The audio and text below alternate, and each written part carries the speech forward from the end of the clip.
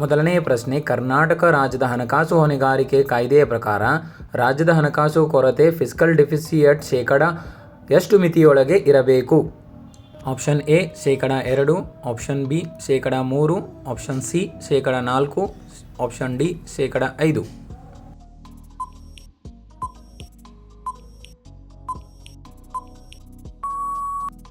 ಸರಿಯಾದ ಉತ್ತರ option B ಶೇಕಡ 3.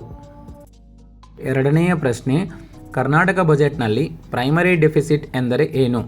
Option A fiscal deficit plus interest, option B fiscal deficit minus interest payments, option C revenue deficit plus capital expenditures, option D ಒಟ್ಟು ಸಾಲ.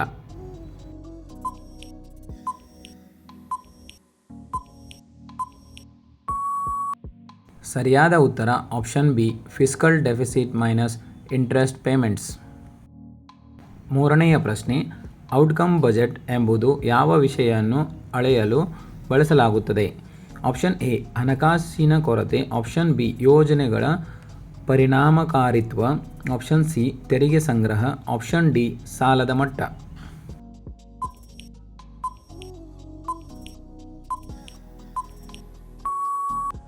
ಸರಿಯಾದ ಉತ್ತರ option B ಯೋಜನೆಗಳ ಪರಿಣಾಮಕಾರಿತ್ವ.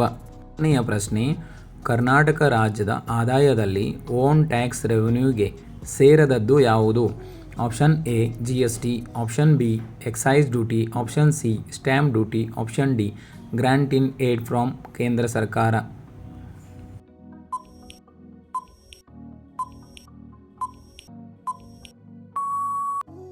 ಸರಿಯಾದ ಉತ್ತರ option D grant in aid from ಕೇಂದ್ರ ಸರ್ಕಾರ.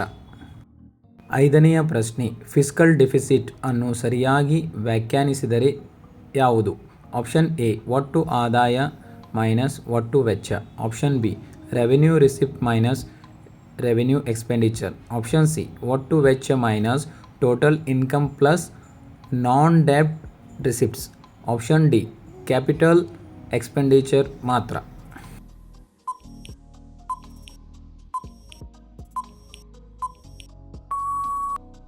ಸರಿಯಾದ ಉತ್ತರ ಆಪ್ಷನ್ ಸಿ ಒಟ್ಟು ವೆಚ್ಚ minus bracket total income plus non-debt receipt.